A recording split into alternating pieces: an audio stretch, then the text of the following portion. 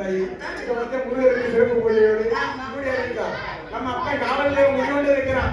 போன வருஷத்துக்கு முந்தின வருஷம் தொப்பி தந்தாலே தொப்பி தொப்பியாது. அடேங்கப்பா, இன்னும் நம்ம வீட்டுல அழகா இருக்கு. சரி, அதாவது அம்மாவுடைய வாசலில் நாங்கள் பாடக்கூடிய கதையானது சாஸ்தாவுடைய பிறப்பு வளர்ப்பு. ஆமா, தாத்தாவுடைய பிறப்பு வளர்ப்பு.